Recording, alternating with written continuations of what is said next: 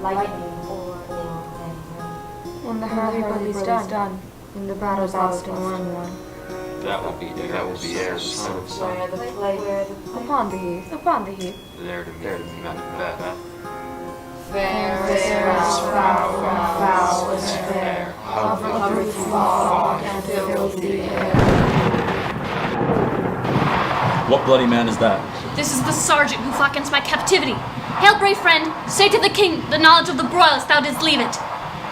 Doubtful it stood to split horses you cling together and choke their arts, the merciless Macdonald worthy to be a rebel from the Western Isles. A crimson galley glasses is supplied, and fortune on his damned quarrel smiling showed like a rebel's horde, but all's too weak for brave Macbeth. Well, he deserves that name.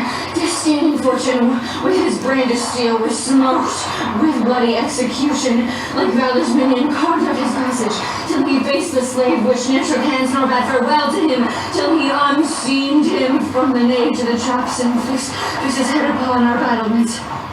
Oh, valiant cousin! Worthy gentleman! King's Holland Mark no sooner just his head with valor armed compelled these skipping kerns to trust their heels, but the Norwegian lord, surveying advantage with rubbish arms and new supplies of men, began a fresh assault. Dismayed not this, our captains, Macbeth and Banquo. Yes, as sparrows, eagles, or the hare of the lion. If I say stoos, I must report they were as cannons overcharged with double crests, so they doubly redoubled strokes upon the foe. Rampant, my gashes cry for help. So well thy words become thee as thy wounds, they smack of honor both. Go, get him surgeons. Who comes here? The worthy Thane of Ross.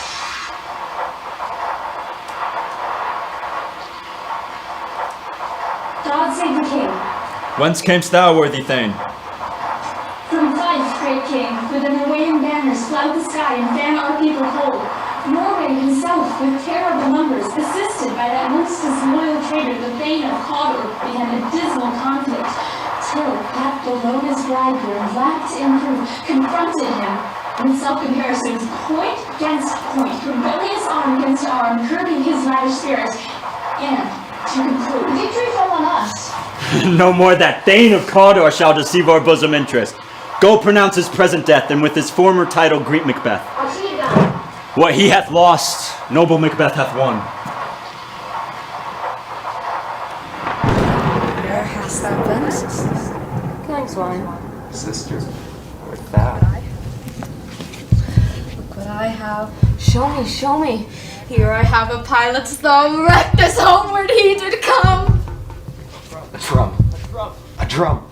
Macbeth doth come. The weird sisters hand in hand, posters of the sea and land, thus do go about, and thrice to nod, and thrice to mine, and thrice again to make up now in peace. The chimes rolled out. So foul and fair a day I have not seen. How far 'tis called to forest? What are these so withered and so wild in their attire that look not like the inhabitants of the earth and yet are on't? Live you, or you aught that man may question? Speak if you can. What are you? All hail Macbeth, hail to thee, Thane of Glencoe. All hail Macbeth, hail to thee, Thane of Cawdor. All hail Macbeth, thou shalt be king hereafter. Good sir, why do you start and seem to fear things which do sound so fair? In the name of truth, are ye fantastical, or that indeed which outwardly ye show? My noble partner, you greet with present grace, to me speak not. If you can look into the seeds of time, and say which grain will grow and which will not, speak then to me, who neither beg nor fear your favors nor your hate. Hail. Hail. Lesser than Macbeth and greater. Not so happy yet, much happier. Thou shalt get king, thou be. So, all hail Macbeth and Banquo. Banquo and Macbeth, all hail. Stay, you imperfect speakers. Say from whence you owe this strange intelligence. Speak, I charge you! The earth bubbles as the water has, and these are of them. Whither are they vanished? Into the air. What seemed corporal melted as breath into the wind. Or They had stayed. such things here as we did speak about, or have we eaten on the insane root which takes the reason prisoner? Your children shall be kings, You shall be king. and Thane of Cawdor too, went it not so. To the self-same tune and words. Who's there? The king hath happily received, Macbeth, the news of thy success, and I am sent to give thee from our royal master thanks, only to herald thee into his sight, not pay thee. And for an earnest of a greater honor, he bade me from him call thee Thane of Cawdor, in which addition, hail most worthy Thane, for it is thine. What? Can the devil speak true? The Thane of Cawdor yet lives. Why do you dress me in borrowed robes? Who was the Thane lives yet, but treason's capital confessed and proved to have overthrown him. Glamis and Cawdor, the greatest is behind. Do you not hope your children shall be kings, when those that gave the Thane of Cawdor to me promised no less to them? A trusted home might yet enkindle you unto the crown, besides the Thane of Cawdor. But 'tis strange, and oftentimes to win us to our harms. The instruments of darkness tell us truths, win us with honest trifles to betray us. Deepest consequence. Cousin, a word, I pray you. True truths are told, as happy prologues to the swelling act of the imperial theme. This supernatural thing cannot be ill, cannot be good. If ill, why hath they given me earnest of success commencing in a truth? I am Thane of Cawdor. Yet, if good, why do I yield to that suggestion whose horrid image doth unfix my hair and make my seated heart knock at my ribs against the use of nature? Present thoughts are less than horrible imaginings. My thought, whose murder yet is but fantastical, shakes so my single state of man that function would be smothered in surmise. Nothing is but what is not. Look, how our partners wrapped. If chance will have me king, why chance may crown me without my stir. Come what come may, time and the hour runs through the roughest day. Worthy Macbeth, we stay upon your leisure. Give me your leave, my friends. My dull brain was wrought with things forgot. Let's to the king. Think on what hath chanced. At some further time, the interim having weighed it, let's speak our free hearts to each other. Very gladly. Till then, enough. Come, friends. Is execution done on Cawdor? Those not in commission yet returned. My liege, they are not come back yet. But I have spoke with one who saw him die, who did report that very frankly he confessed his treasons, implored your highness pardon, and set forth a deep repentance. Nothing in his life became it like the leaving it. He died as one that had been studied in his death, to throw away the dearest thing he owed as 'twere a careless trifle. There is no art to find the mind's construction in the face. He was a gentleman on whom I built an absolute trust. O worthiest cousin, the sin of my ingratitude even now weighs heavy on me. Only I have left to say, more is thy due than more than all can pay. The service and the loyalty I owe in doing it pays itself. Welcome hither. I have begun to plant thee and will labor to make thee full of growing. Noble Banquo, thou hast no less deserved, nor must be known no less to have done so. My plenteous joys, wanton and fullness, seek to hide themselves in drops of sorrow.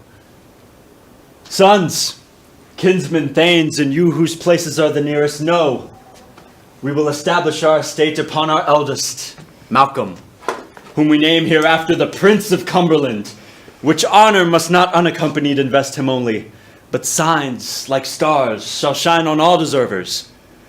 Ferments to Inverness, and bind us further to you. I'll be myself the harbinger, make joyous the hearing of my wife with your approach. So humbly take my leave. My worthy Cawdor.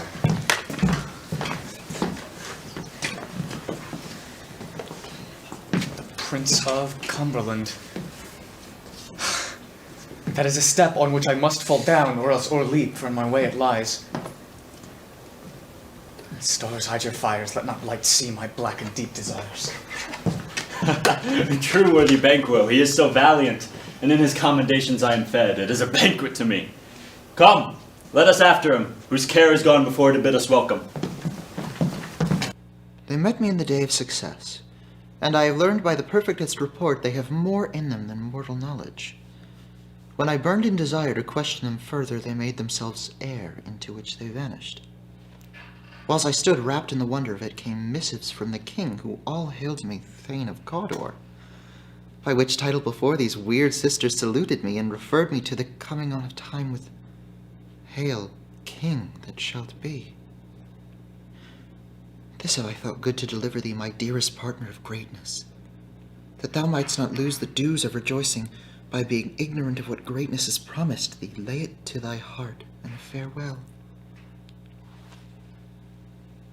Glamis thou art, and Cawdor, and shalt be what thou art promised. Yet do I fear thy nature. It is too full of the milk of human kindness to catch the nearest way. Thou wouldst be great, art not without ambition, but without the illness should attend it. Hie thee hither, that I may pour my spirits in thine ear, and chastise with the valor of my tongue all that impedes thee from the golden round, which fate and metaphysical aid doth seem to have thee crowned withal. The king comes here tonight. Thou art mad to say it. Is not thy master with him, who wert so would have informed for preparation? So please you, it is true. Our Thane is coming. One of his fellows had the speed of him, who almost dead for breath, had scarcely more than would make up his message. Give him tending. He brings great news. The raven himself is hoarse that croaks the fatal entrance of Duncan under my battlements. Come, you spirits that tend on mortal thoughts. Unsex me here, and fill me from the crown to the toe, top full of direst cruelty. Make thick my blood. Stop up the access and passage to remorse. No compunctious visitings of nature shake my felt purpose, nor keep peace between the effect and it. Come to my woman's breasts, and take my milk for gall, you murdering wherever in your sightless substances you wait on nature's mischief. Come, thick night, and pull the dunnest smoke of hell, that my keen knife see not the wound it makes, nor heaven peep through the blanket of the dark to cry, hold!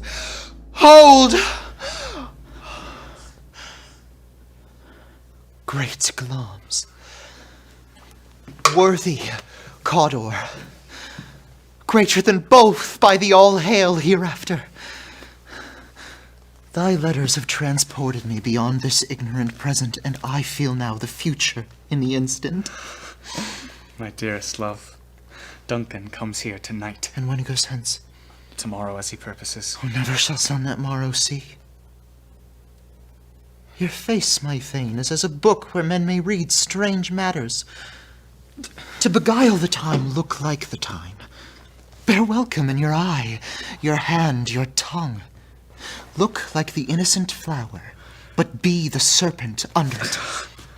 He that's coming must be provided for, and you shall put this night's great business into my dispatch, which shall, to all our nights and days to come, give solely sovereign sway and master tongue. We will speak further. Only look up clear. To alter favor ever is to fear. Leave all the rest to me.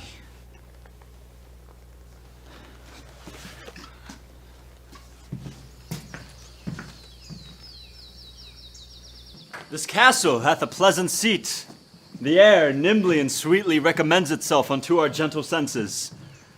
See, our honored hostess. Your Majesty. The love that follows us sometimes is our trouble, which still we think is love.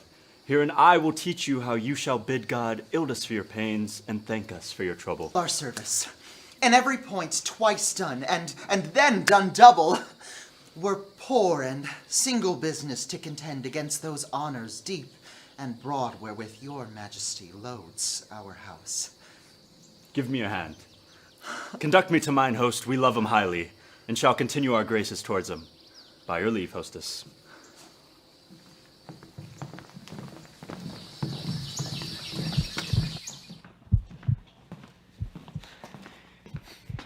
If it were done when 'tis done, then 'twere well it were done quickly. If the assassination could tremble up the consequence, if we could catch by his surcease success, but that this blow might be the be-all and the end-all, here, but here, upon this bank and shoal of time, we jump the life to come. But in these cases, we still have judgment here, that we but teach bloody instructions which being taught return to plague the inventor. This even-handed justice commends the ingredients of our poison chalice to our own lips. He's here in double trust. First, as I am his kinsman and his subject, strong both against the deed, and as I am his host, who should against his murderer shut the door, not bear the knife myself. Besides, the Duncan hath borne his faculty so meek, hath been so clear in his great office that his virtues shall plead like angels, trumpet-tongued against the deep damnation of his taking off, and pity like a naked newborn babe striding the blast, or heaven's cherubim, horsed on the sightless couriers of the air, shall blow the horrid deed in every eye, that tears shall drown the wind. I have no spur to prick the sides of my intent. But only vaulting ambition, which o'erleaps itself and falls on the other. How now, what news? He hath almost supped. Why have you left the chamber? Hath he asked for me? Know you not he has? We will proceed no further in this business. He hath honored me of late, and I have bought golden opinions from all sorts of people, which should be worn now in their newest gloss, not cast aside so soon. Was the hope drunk wherein you dressed yourself? Hath it slept since? And wakes it now to look so green and pale at what it did so freely? From this time such I count thy love. Art thou afeard to be the same in thine own act and valor as thou art in desire? Prithee, peace! I dare do all that may become a man. Who dares do more is none. What beast wast then that made you break this enterprise to me? When you durst do it, then you were a man. And to be more than what you were, you would be so much more the man. Nor time nor place did then adhere, and yet you would make both. They have made themselves, and that their fitness now does unmake you. I have given suck, and know how tender 'tis to love the babe that milks me. I would, while it was smiling in my face, have plucked my nipple from his boneless gums and dashed the brains out, had I so sworn as you have done to this. If we should fail! We fail. But screw your courage to the sticking place, and will not fail. When Duncan is asleep, whereto the rather shall his day's hard journey soundly invite him, his two chamberlains with wine and wassail so convince that memory, the warder of the brain, shall be a fume, and the receipt of reason a limbeck only. When in swinish sleep their drenched natures lie as in a death, what cannot you and I perform upon the unguarded Duncan? What, not put upon his spongy officers? Who shall bear the guilt of our great quell? Will it not be thought when we have marked with blood those sleepy two of his own chamber, and used their very daggers that they have done? Who dares receive it other? As we shall make our griefs and clamor roar upon his death. I am settled, and bend up every corporal agent to this terrible feat. Away, and mock the time with fairest show. False face must hide what the false heart doth know.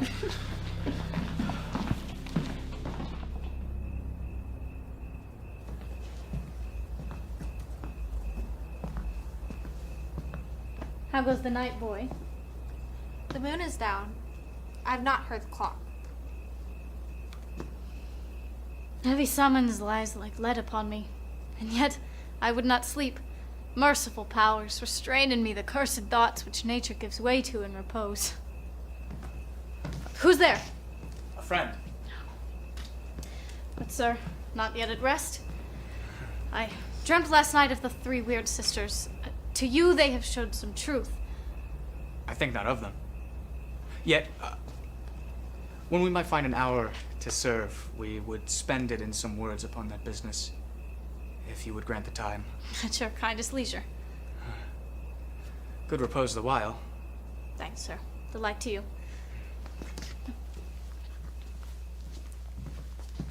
Go bid thy mistress when my drink is ready strike upon the bell. Get thee to bed.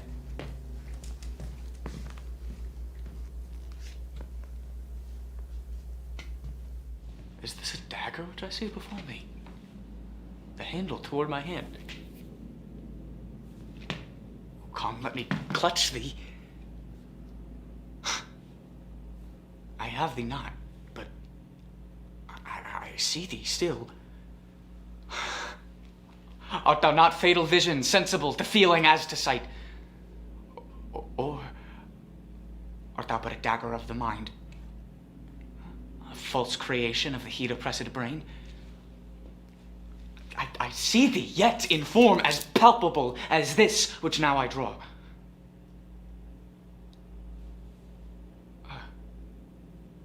Thou marshalest me the way that I was going. And such an instrument I was to use. I go. And it is done. The bell invites me. Hear it not, Duncan, for it is a knell that summons thee to heaven or to hell. That which hath made them drunk hath made me bold. What hath quenched them hath given me fire. Hark! Peace. It was the owl that shrieked. He is about it. The doors are open, and the surfeited grooms do mock their charge with snores. I have drugged their possets, that death and nature do contend about them, whether they live or die. Who's there? What ho? Alack, I am afraid they have awaked, and 'tis not done. The attempt and not the deed confounds us. Hark, I laid their daggers ready. He could not miss 'em. Had he not resembled my father as he slept, I had done to my husband. I have done the deed. Didst thou not hear a noise? I heard the owl scream and the crickets cry. Did not you speak? When? Now. As I descended. Hark, who lies in the second chamber? Donalbain. It's a sorry sight. A foolish thought to say a sorry sight? There's one did laugh in his sleep, and one cried, murdered, that they'd wake each other. I stood and heard them, and one said, God bless us, and amen, the other, and listening their fear, I could not say amen. Consider it not so deeply. Wherefore can I not pronounce amen? These deeds must not be thought after these ways, so it will make us mad. Methought I heard a voice cry, sleep no more. Macbeth does murder, sleep, so it cried throughout all the house. Glamis hath murdered, sleep, and therefore Cawdor shall sleep no more. Macbeth shall sleep no more. Who was it that thus cried? Why, worthy Thane, you do unbend your noble strength to think so brain-sickly of things. Go, get some water and wash this filthy witness from your hand. Why did you bring the daggers from the place? They must lie there. Go, carry them and smear the sleepy grooms with blood. Go no more. I am afraid to think on what I have done. Look on again, I do not. Infirm of purpose. Give me the daggers. The sleeping and the dead are but his pictures. 'Tis the eye of childhood that fears a painted devil. If he do bleed, I'll gild the faces of the grooms withal, for it must seem their guilt. When 'tis that knocking? How is it with me that every noise appalls me? What hands are here? They pluck out mine eyes. And will all great Neptune's ocean wash this blood clean from my hand? No. But my hand will rather the multitudinous seas incarnadine, making the green one red. My hands are of your color, but I shame to wear hearts so white. I hear a knocking at the south entry. Retire we to our chambers. A little water clears us of this deed. How easy is it then? Hark! More knocking. Go, get on your nightgown. Be not lost so poorly in your thoughts. To know my deed, twere best not know myself. Wait, Duncan, with thy knocking. I would thou couldst. Here's knocking indeed. If a man were porter of Hellgate, he should have old turning the key. Knock, knock, knock. Who's there? In the name of Beelzebub. Faith, here's a farmer that hanged himself on the expectation of plenty. Come in time. have napkins and all about you. Here, you'll sweat for it. Knock, knock. Who's there? In the other devil's name. Faith. Here's an equivocator who could swear in both the scales against either scale, who committed treason enough for God's sake, yet cannot equivocate to heaven. Oh, come in, equivocate. Knock, knock. Who's there? Faith. Here's an English tailor. Come hither for stealing out of a French hose. Come in, tailor. Here, you may roast your goose. Knock, knock, knock. Never that quiet. What are you? This place is too cold for hell. I'll devil porter it no further. Anon, anon, I pray you. Remember the porter. Anon, anon, anon, anon.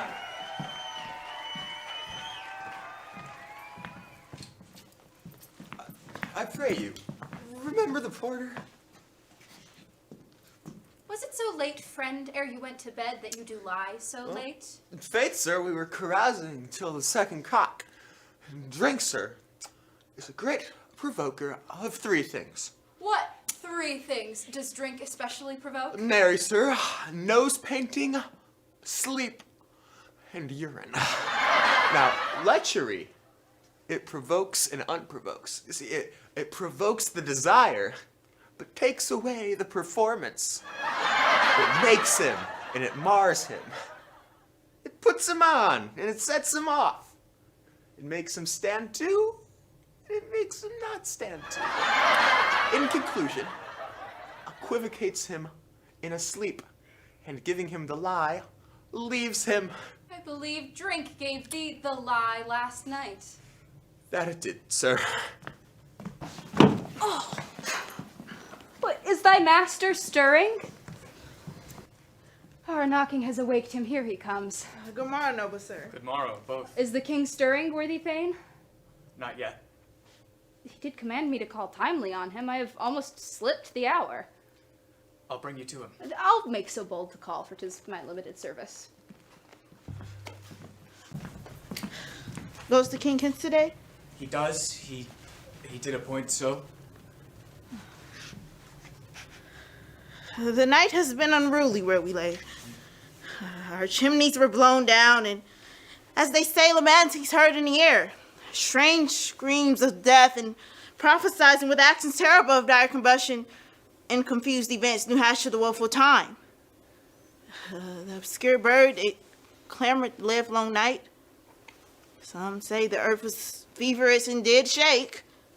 'Twas a rough night. Oh, horror! Horror! Horror! Tongue nor heart cannot conceive nor name thee. What's the matter? Confusion now hath made his masterpiece. Most sacrilegious murder hath broke ope the Lord's anointed temple and stole thence the life of the building. His Majesty! Approach the chamber and destroy your sight. See and then speak yourselves. Awake! Awake! Ring the alarm bell. Murder and treason. Banquo and Donalbain. Malcolm! Awake! Ring the bell! What's the business that such a hideous trumpet calls to parley the sleepers of this house? Speak, speak! Oh, gentle lady, 'tis not for you to hear what I can speak. The repetition in a woman's ear would murder as it fell. Oh, Banquo! Banquo, our royal master's murdered. Whoa! Alas, what, in our house? So cruel anywhere. Dear Duff, I prithee contradict thyself. Say it is not so. Had I but died an hour hence, I would have lived a blessed time. But from this moment, there's nothing serious in mortality. What is amiss? You are, and do not know it's the spring, the head, the fountain of your blood is stopped. The very source of it is stopped. Your royal father's murdered. By whom? Those of his chamber, as the same had done. Their hands and faces were embashed with blood. So were their daggers, which unwiped we found upon their pillows. They stared and were distracted. No man's life was to be trusted with them. Yet I do repent me of my fury, that I did kill them. Wherefore did you so? Well, who can be wise, amazed, temperate, and furious, loyal, and neutral in a moment? No man. There lay Duncan, there, the murderers, steeped in the colors of their trade, their daggers unmannerly breached with gore. Who could refrain that had a heart to love? Help me. Look to the lady! Why do we hold our tongues that must proclaim this argument for ours? That's a way our tears are not yet proved. Look to the lady.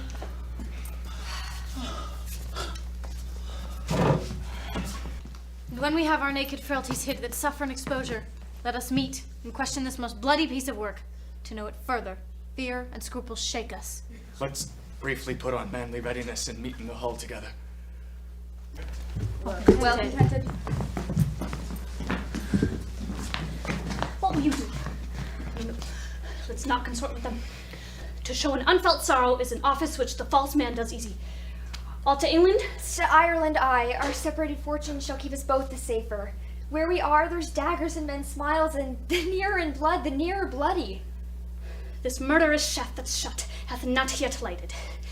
And our safest way is to avoid the aim. Therefore to horse, and let us not be dainty of leave-taking, but shift away. There's warrant in that theft which steals itself when there's no mercy left. Good Macduff, how goes the world, sir, now? Why, see you not? Is it known who did this more than bloody deed? Those that Macbeth hath slain. Alas the day. What good could they pretend? They were suborned.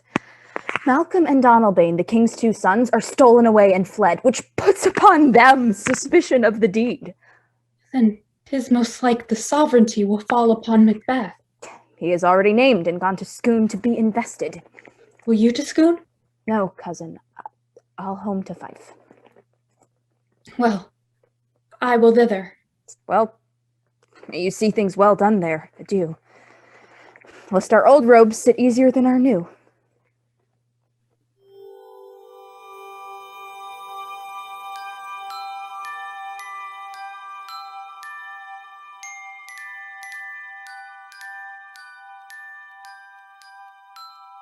Thou hast it now. King, Cawdor, Glamis, all, as the weird women have promised. And I fear thou play'st most foully for it. And yet, it was said that it should not stand in thy posterity, but that myself should be the root and father of many kings. If there come truth from them, as upon thee, Macbeth, their speeches shine, why, by the verities on thee made good, may they not be my oracles as well, and set me up in hope? But, hush, no more. Here's our chief guest. If he had been forgot, it had been as a gap in our great feast, and all thing unbecoming. Tonight we'll hold a solemn supper, sir, and I request your presence. Let your highness command upon me, to the which my duties are with an indissoluble tie, forever knit. Ridest thou this afternoon? Aye, my good lord. As far you ride. As far, my lord, as will fill up the time twixt this and supper. Fail not our feast. My lord, I will not. We hear our bloody cousins are bestowed in England and Ireland, confessing not their cruel parricide, and filling their hearers with strange invention. But of that tomorrow. Goes Fleance with you? Aye, my lord. Our time just calls upon us. I wish your horses swift and sure of foot, and so I do commend you to their backs. Farewell. We'll keep ourselves alone till supper. Sirrah, a word. Attend those men upon our pleasure. They are, my lord, without the palace gate. Bring them before us.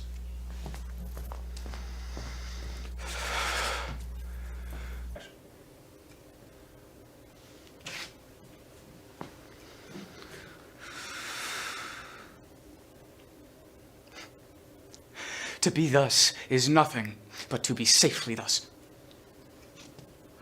Our fears in Banquo stick deep, and in the royalty of his nature reigns that which would be feared. 'Tis much he dares.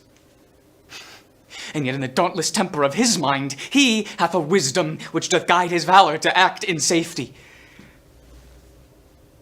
There's none else but him whose being I do fear. He chid the sisters when first they put the name of king upon me, and bade them speak with him. Then they, prophet-like, all hailed him father to a line of kings, and put upon my head a fruitless crown, and put a barren scepter in my gripe, thence to be wrenched with an unlineal hand, no son of mine succeeding. If 'tis thus for Banquo's issue have I filed my mind, for them have I the gracious Duncan murdered, put rancors in the vessel of my peace only for them, and mine eternal jewel given out to the common enemy of man to make them kings. The seeds of Banquo, kings. Rather than thus come fate into the list and champion me to the utterance. Who's there? Was not yesterday we spoke? It was, so please your highness. Well, have you considered of my speeches? Know that in the times past it was he that held you so under fortune, which you thought had been our innocent self. Say, thus did Banquo.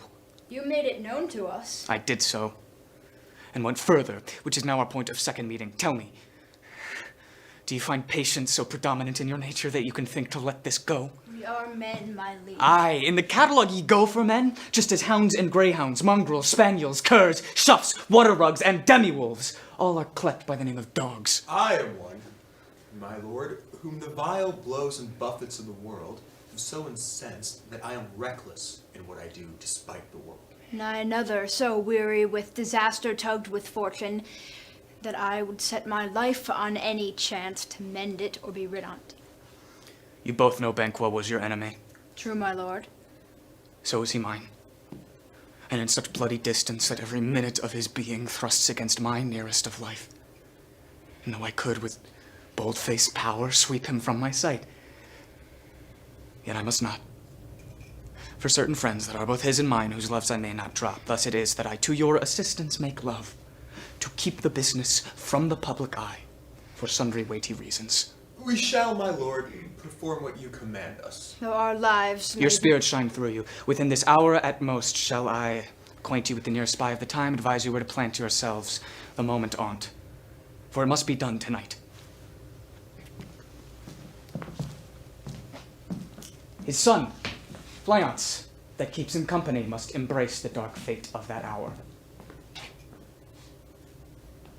Resolve yourselves within, I'll be with you straight. We are resolved, my lord. Bide within. I'll call upon you anon. It is concluded. Banquo, thy soul's flight, that find out heaven must find it tonight.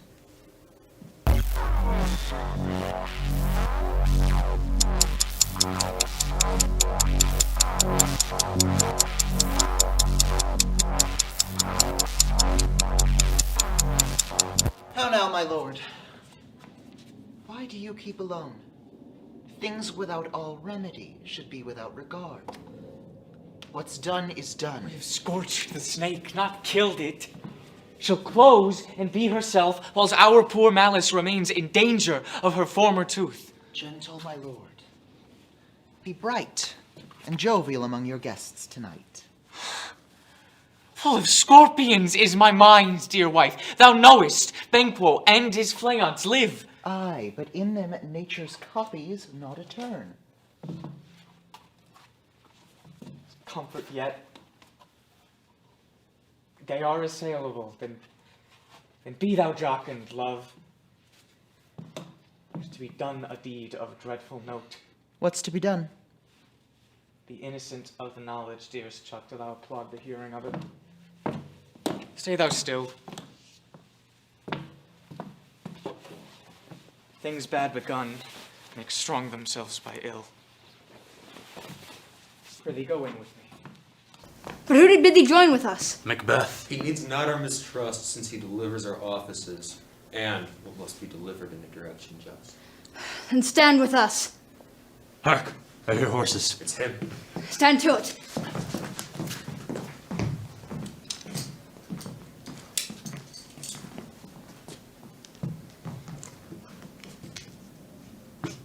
It will be rain tonight.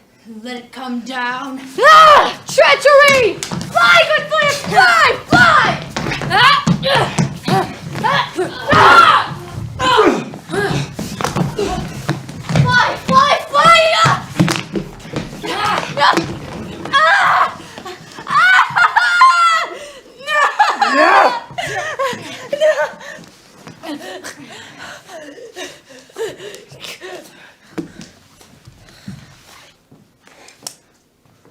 There's but one down, the sun's fled. We've lost the best half of our affair. Till it's away, say how much is done.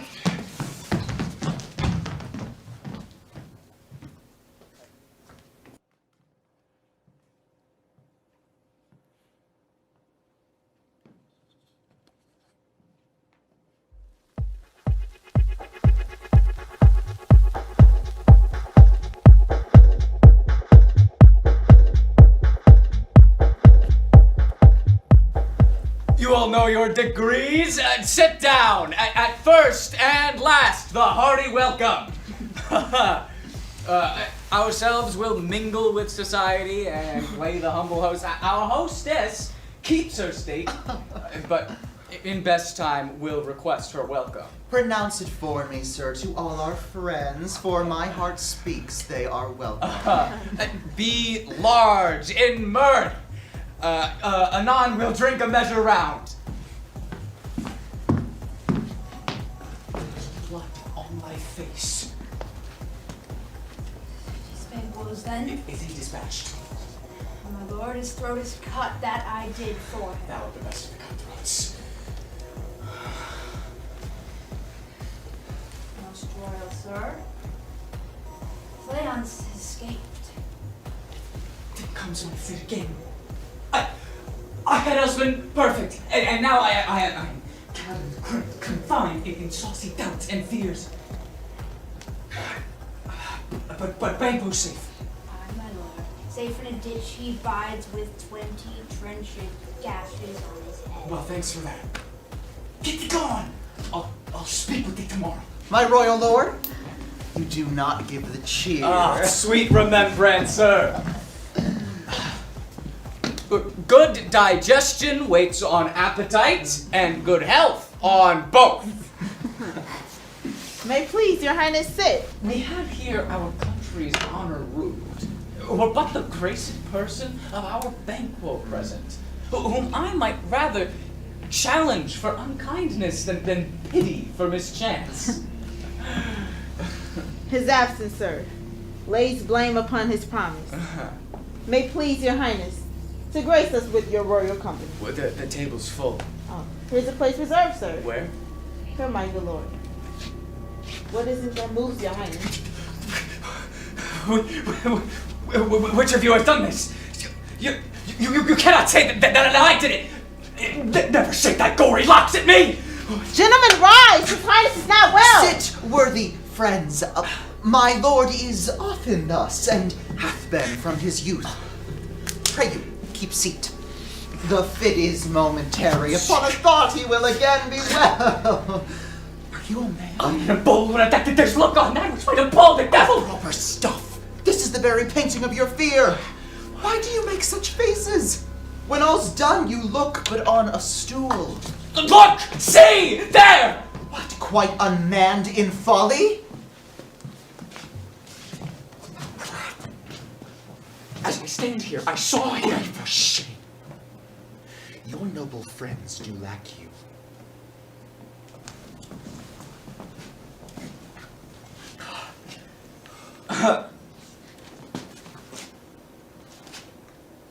Give me your leave, most worthy friends.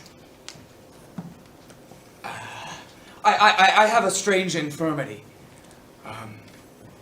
which is nothing to those who know me. Give me some wine.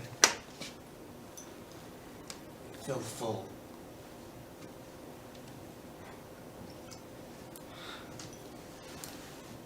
I drink to the general health of the table.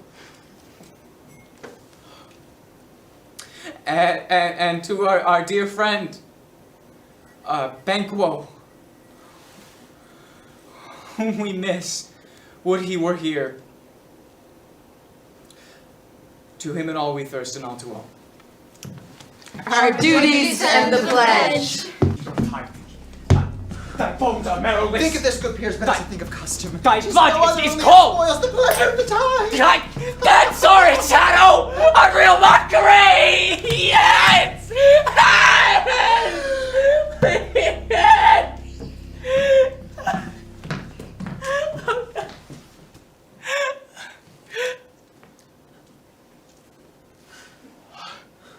Yet being gone, I am a man again. Pray you stay still. You have displaced the mirth, broke the good meeting with most admired disorder. You make me strange, even to the disposition that I owe.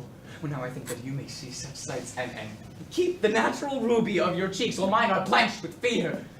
What sights, my lord? I pray you speak not! He grows worse and worse. Question enrages him. At once, good night. Stand not upon the order of your going, but go at once. Good night, and in better health attend his majesty. A kind good night to all.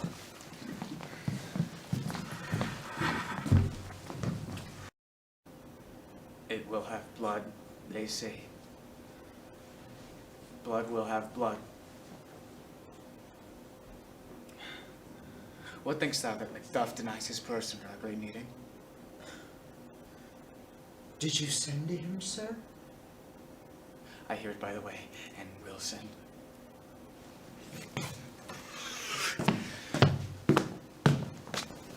Tomorrow go I to the wed sisters. More shall they speak, and I shall hear, for I am bent up to know, by the worst means, the worst.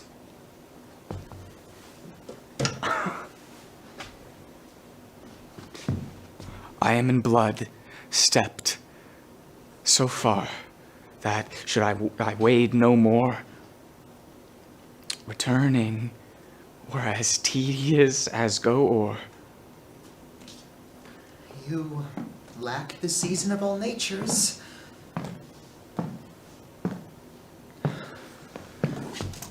Sleep. Aye. Let's to sleep. We are but young indeed.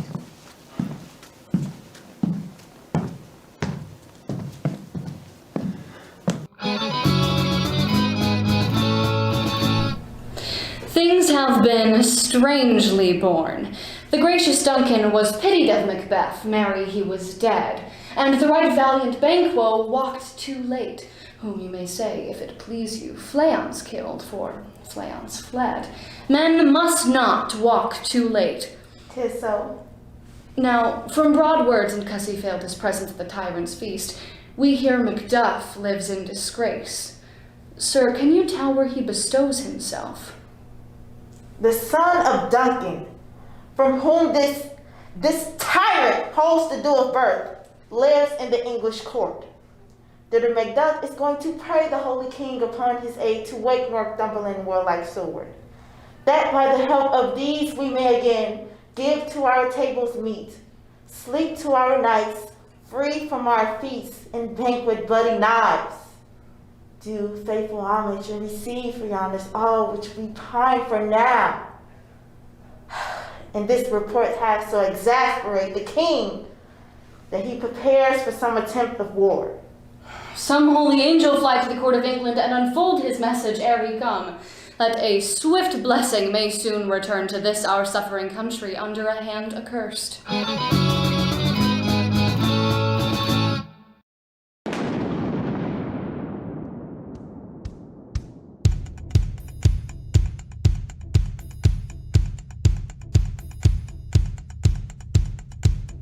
Thrice the branded cat hath neared. Thrice once the hedge did wind, hark your cries, 'tis time, 'tis time. Round about the cauldron go, in the poisoned entrails throw. Double, toil and trouble, fire burning, cauldron double, built up a many snake, in the cauldron boiling. I have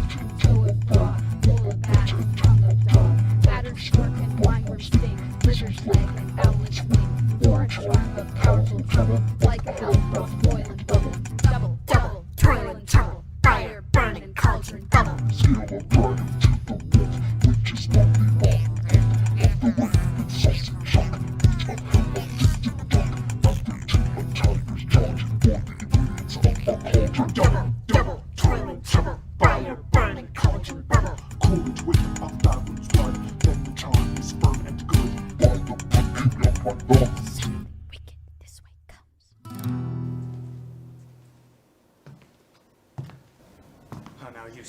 Now you secret midnight hags. What dost you do? What dost you do? I conjure you by that which you profess. Make answer to whatever I shall ask you. Speak. Demand. Will answer. Say. If thou shalt hear from our mouths or from our master. Call him. Let me see him. Come high, low, thyself in office of evil. Tell me, thou unknown power. He knows thy thought. Hear his speech, but say thou not. Beware Macbeth! Beware Macduff! Dismiss me! Enough! Whatever thou art for thy good caution, thanks thou hast taught my fear right. One word more. He will not be commanded! Here's another word.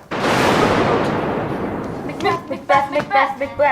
Have 3 ears, I Bloody, hear bold, thee. and resolute.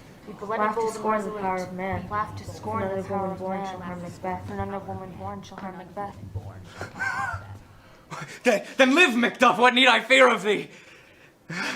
To make assurance double sure, I'll take a bond of faith, thou shalt not live. What's this now that rises like issue of a king? Listen, but speak not to it. Macbeth shall never vanquish speed. Until great Britain were to hide Duncan Hill shall come against him. That shall never be! Who can impress the forest with a tree unfix its earthbound root? Yeah, my heart throbs to know but one thing more. Tell me, if your art can tell so much, will Banquo's issue ever reign in this kingdom? Seek to know no. I will be satisfied! Deny me this and an eternal curse will fall on you! Whither are they? Gone! Come in without there! What's your grace will? Saw you the Weird Sisters? No, my lord. Came they not by you? No, indeed, my lord. Infected be the air whereon they ride and all those that trust them. I heard the galloping of horse. Who was't came by? 'Tis 2 or 3 that bring you the word. Macduff is fled to England. Fled to England? Aye, my good lord. Time now anticipates to my dread exploits. The castle of Macduff shall I surprise, seize upon Fife, give to the edge of the sword his wife, his babes, all those unfortunate souls that trace him in his line. But no more boasting like a fool. This deed I'll do before my purpose cool.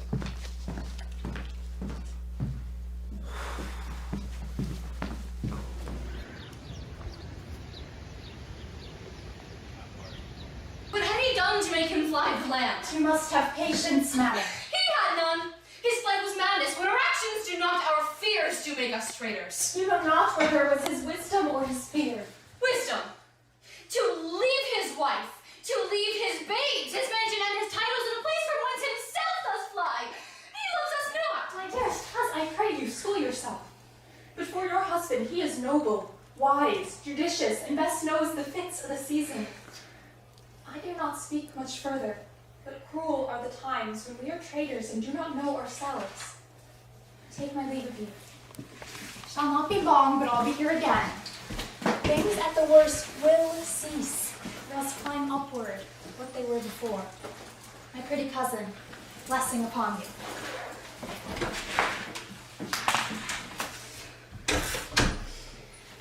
Sirrah, your father is dead. And what will you do now? How will you live? How wilt thou do for a father? Nay, how will you do for a husband? I can buy me 20 at any market. Then you'll buy and sell again. Thou speaks with all thy wit, and yet in faith with wit enough for thee. My father's not dead for all you're saying. Bless thee, fair dame. I doubt some danger does approach you near. Be not down here. Hence for your little ones. I dare buy no longer. Whither should I fly? I could no harm.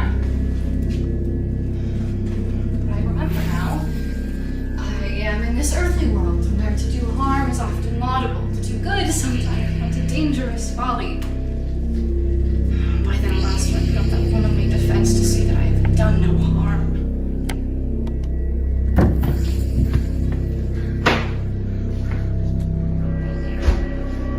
What are these fixes?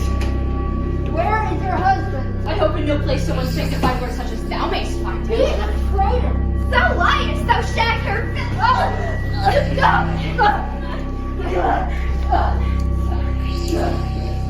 What? You egg!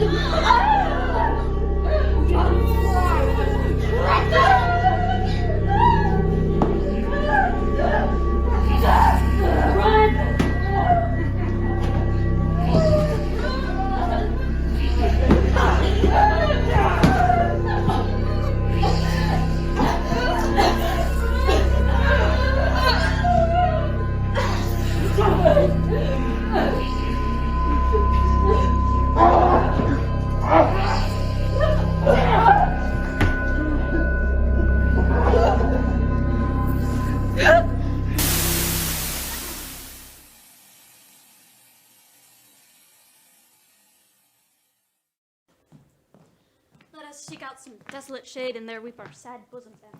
Let us rather hold fast the mortal sword, and like good men, bestride our downfall and birthdom. Each new morn, new widows howl, new orphans cry, new sorrows strike heaven on the face, that it resounds as if it felt with Scotland, and yelled out like syllable of dolour. What you have spoke may be so, perchance. This tyrant, whose sole name blisters our tongue, was once that honest. You have loved him well. He hath not touched you yet.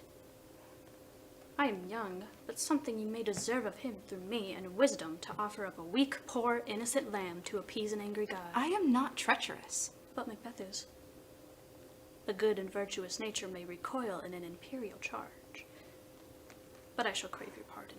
That which you are, my thoughts cannot transpose. Angels are bright still, though the brightest fell. Though all things foul should wear the brows of grace, yet grace must still excel. I have lost my hopes. Fare thee well, Lord. I would not be the villain that thou think'st for the whole space that's in the tyrant's grasp.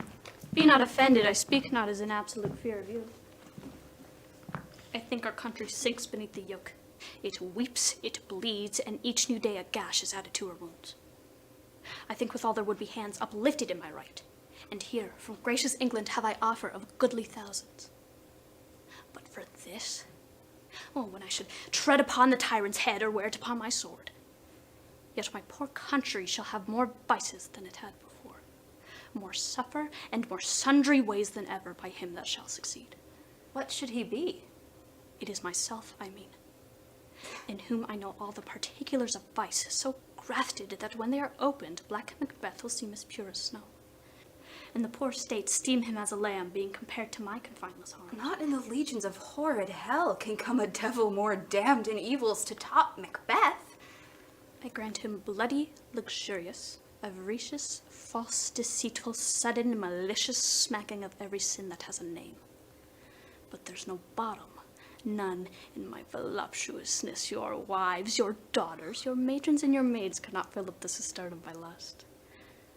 And with this grows my most ill-composed affection, such a stanchless avarice, that if I were king, I would cut the nobles off from their land, desire his jewels in this other's house,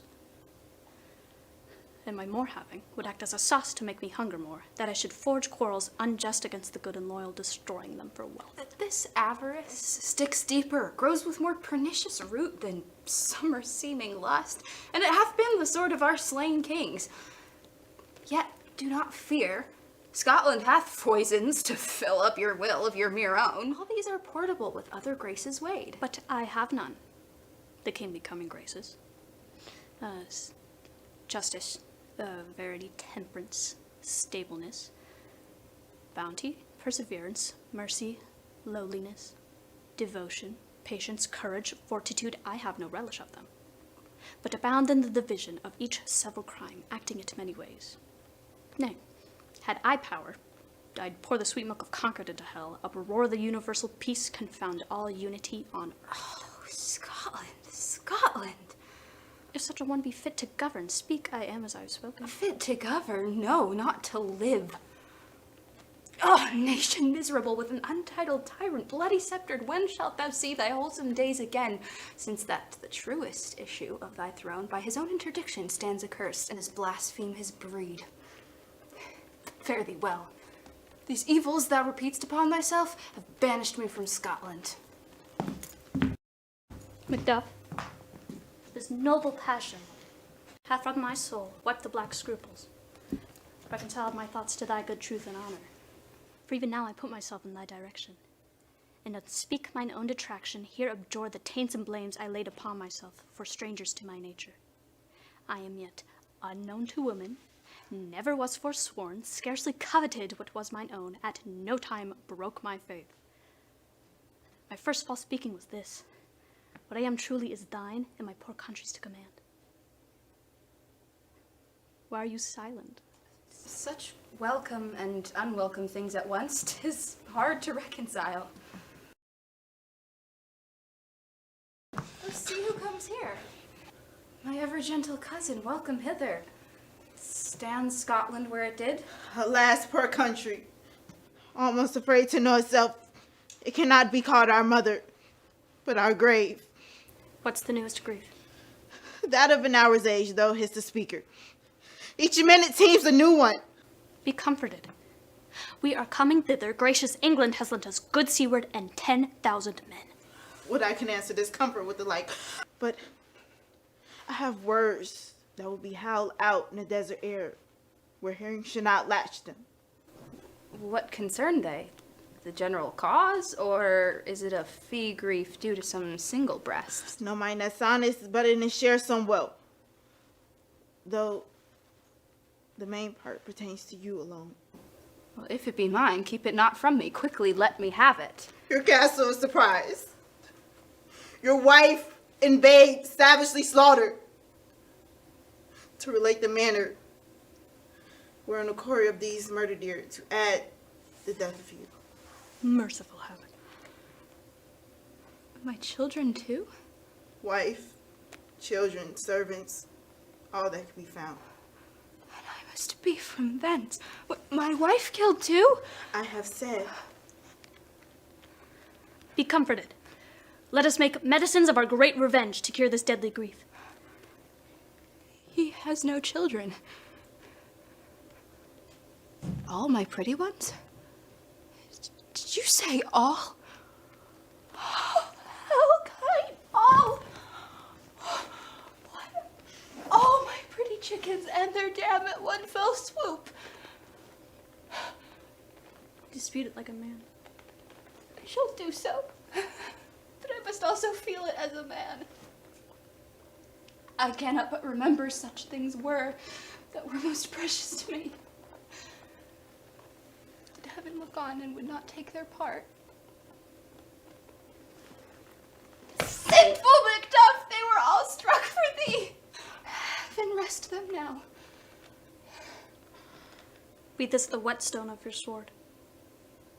Let grief convert to anger. Blunt not the heart to enrage it. Cut short all intermission. Front to front, bring thou this fiend of Scotland and myself. Within my sword's length set him. If he escape, heaven forgive him too. Come. Go we to the king. Our power is ready, and our lack is nothing but our leave. Macbeth is ripe for shaking. Receive what cheer you may. The night is long that never finds the day.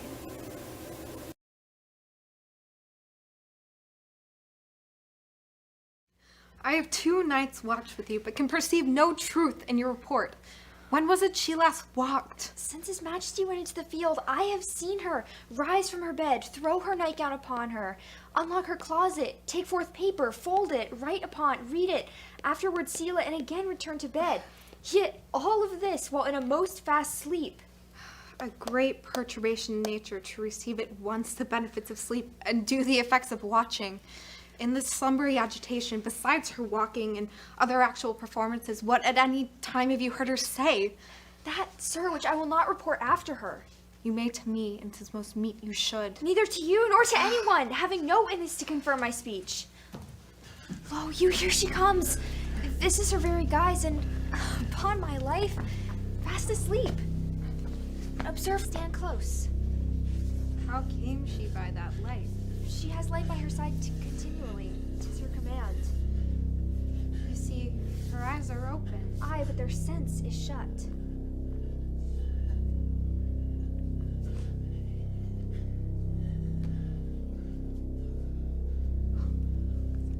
What is it she does now? Look how she rubs her hands. It is an accustomed action with her to seem thus washing her hands. I have known her to continue this a quarter of an hour. And here's us. Hark, she speaks. Out, damned spot. Out, I say. 1, 2. Why, 'tis time to do it. Hell is murky. Fie, my lord, fie! A soldier and feared. What need we fear? Who knows it? When none can call our powers to account. And who would have thought the old man to have had so much blood in him? Do you mark that? The thing the fire had away. Where is she now? What? Will these hands ne'er be clean? Go to, you have known what you should not. She has spoke what she should not. Heaven knows what she has known. Here's the smell of the blood still. All the perfumes of Arabia will not sweeten this little hand.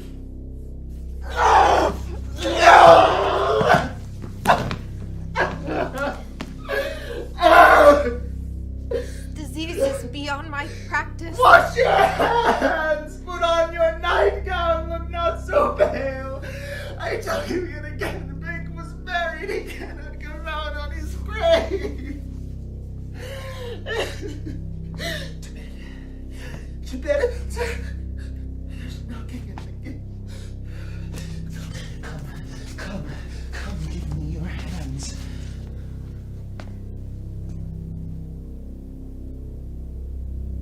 What's done cannot be undone. To bed. To bed. To bed. Will she go now to bed? Directly. Foul whisperings are abroad. Unnatural deeds do breed unnatural troubles. Infected minds to their deaf pillows will discharge her secrets. More needs she, the divine, in a physician. God forgive us all. Look after her. Remove from her the means of all annoyance, and still keep eyes upon her. So, good night. Good night, good doctor.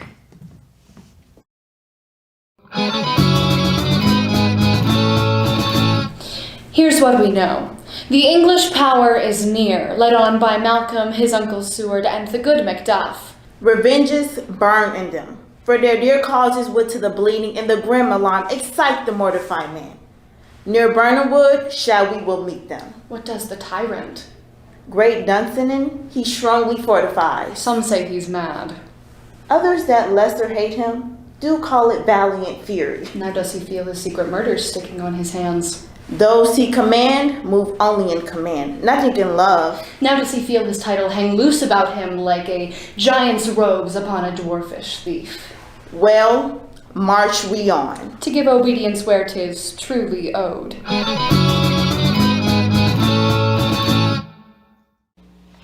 Bring me no more reports, let them fly, all, till Burnham Wood removed to Dunsinane and I cannot taint with fear. What's the boy, Malcolm? Was he not of woman born? Then fly, false stains! Oh, the devil damn thee, black, thou cream-faced loon! Where got'st thou that goose look? There's 10,000... Geese? Villain? It's soldiers, sir. What soldiers, way face? The English force, so please you. Take your face from my sight. Satan! I am sick at heart when I behold... It's Satan, I say! What is your gracious pleasure? What news more? All is confirmed, my lord, which has been reported. I'll fight till from my bones the flesh be hacked. Bring me mine armor. 'Tis not needed yet. I'll put it on! Send out more horses, stir the country round, hang those that talk of fear.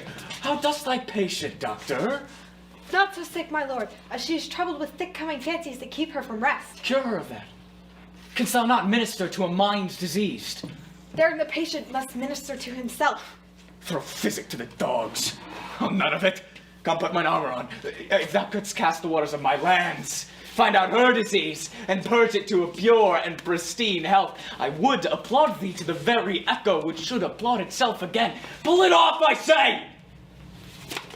What sign, rhubarb, or purgative drug might scour these English hens, huh? Know'st thou of them? Your royal preparation makes us hear something.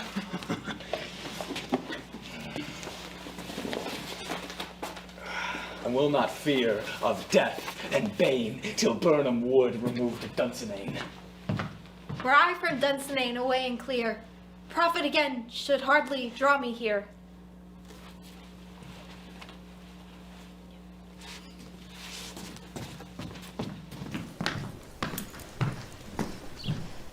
Cousins!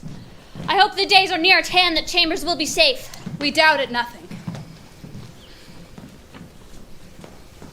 What wood is this before us? The wood of Burnham.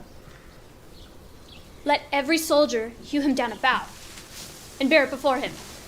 Thereby we shall shadow the numbers of our host, and make discovery ere in report of us. Shall be done. Shall be done. Shall be done. Hang our banners on the outward wall. The cry is still they come. What was that noise? 'Tis the cry of women, my good lord. I've almost forgot the taste of fears. The time had been that my senses would have cooled ere a night shriek. Wherefore was that cry? Queen, my good lord, is dead.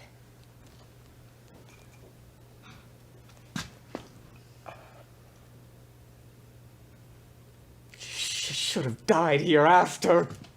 There would have been time for such a word tomorrow. And tomorrow. And tomorrow. Creeps in this petty pace from day to the last syllable of recorded time. And all our yesterdays have lighted fools the way to dusty death. Oh, out! Out! Brief candle! Life's but a walking shadow. A poor player that struts and frets his hour on the stage and then is heard no more. It is a tale told by an idiot, full of sound and fury, signifying nothing. Thou comest to use thy tongue in that story quickly. Gracious my lord, I should report that which I say I saw, but know not how to do it. Well, say, sir. As I did stand my watch upon the hill, I looked toward Burnham, and anon methought the wood began to move. Liar and slave! Let me endure your wrath, if it be not so. Within this 3 mile, may you see it coming, I say, a moving grove. If thou speakst false from the next tree, shalt thou hang alive. I pull in resolution and begin to doubt the equivocation of the fiend that lies like truth. Fear not till Burnham Wood is come to Dunsinane. And now Wood is come to Dunsinane. Arm! Arm and out! Ring the alarm bell! Blow, wind, come, rack! At least we'll die with harness on our back.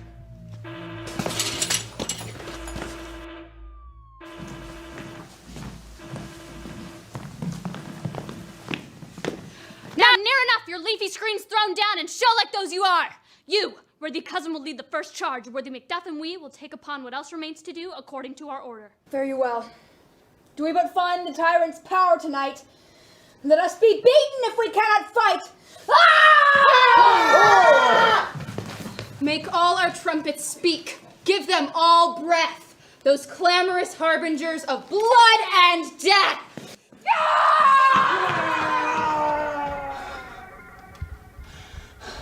They have tied me to a stake. I cannot fly, but bear-like must fight the course. What's he that wasn't born of woman? Such a man am I to fear, or none. What is thy name? Thou be afraid to hear it. No. No. For thou calls thyself a hotter name than any is in hell. My name's Macbeth. The devil himself cannot pronounce a title more hateful to mine ear. Nay, nor none more fearful. Thou liest, abhorred tyrant. With my blade I'll prove the lie thou speakst.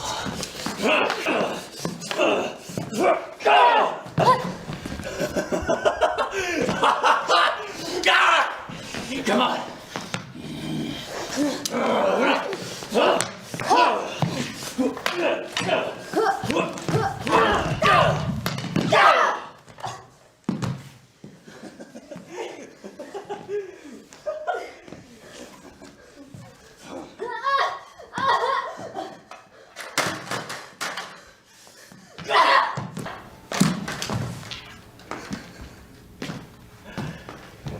I was born of woman.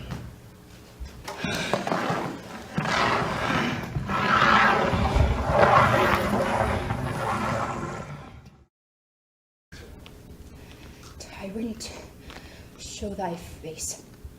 If thou beest slain, and with no stroke of mine, my wife and children's ghosts will haunt me still.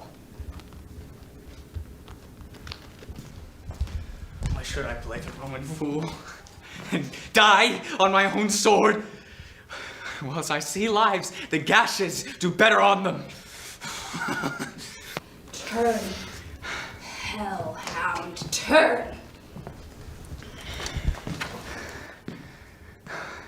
Of all men else, I have avoided thee.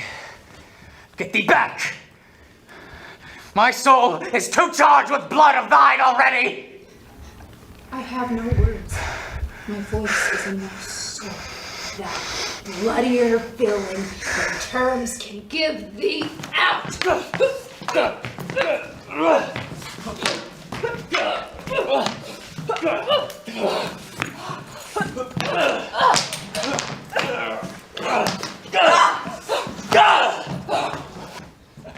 Thou losest labor. Let thy sword fall on vulnerable breasts. I bear a charmed life, which must not yield to one a woman born. Spare thy charm, and let the angel whom thou still hast served tell thee Macduff was from his mother's womb untimely wretch!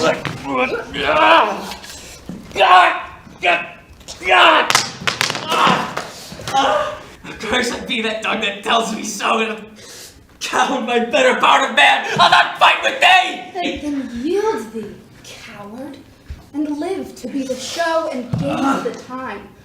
We'll have thee, as our rarer monsters are, painted on a pole, and underwrit, hear me, see the title. I will not yield!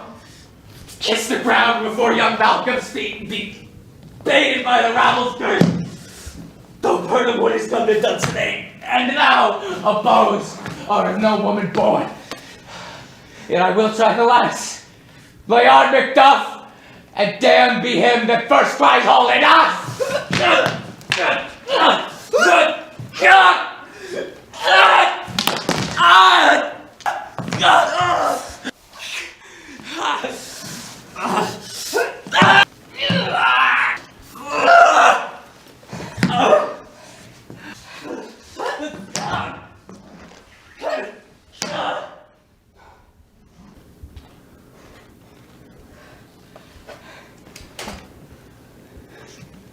Hail, King, for so thou art. Behold where stands the usurper's cursed head. Hail, King of Scotland! Hail, King of Scotland!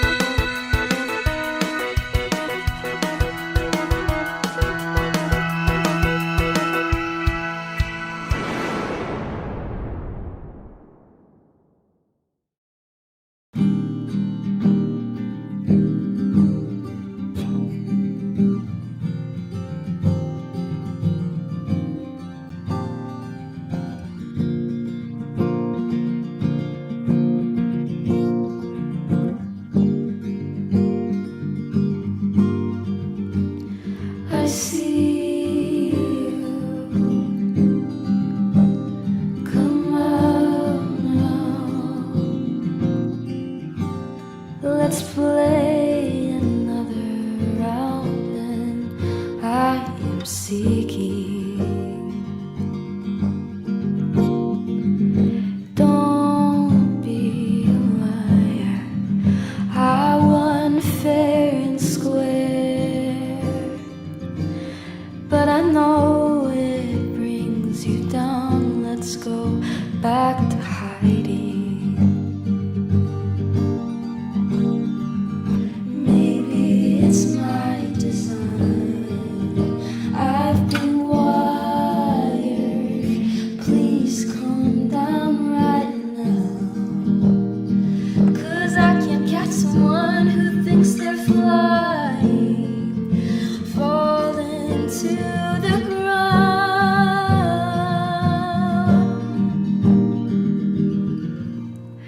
All of your deeds, reading my dreams. I'm not hungry, I'm not full, but fully believing in anything you say to me now.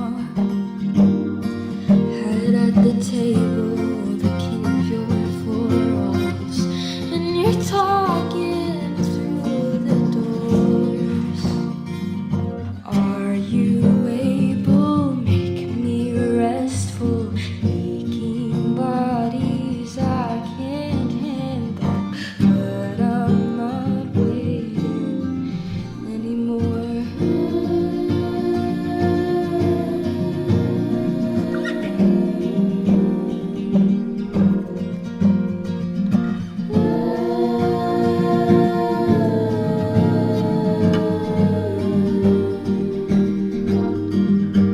Now I'm scrubbing my hands, getting rid of your trace, but they only get redder. It's acceptance I've gained, but you'd have told me that I lost it. I've been stained for so long that I'll never wash out. I say out, you stay, out, you stay.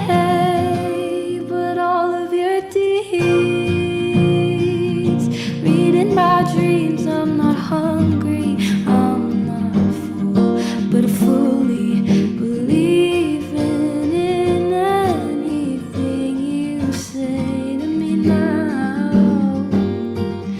There's a fire in this darkness, and you're stamping out the match. Lying dormant, wake me up when everyone is finished talking. Oh no,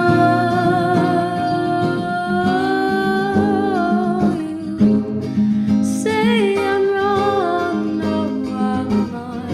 I'm screaming out like a kid again. Wanted so much for so long. I'm forgetting where I am. Two categories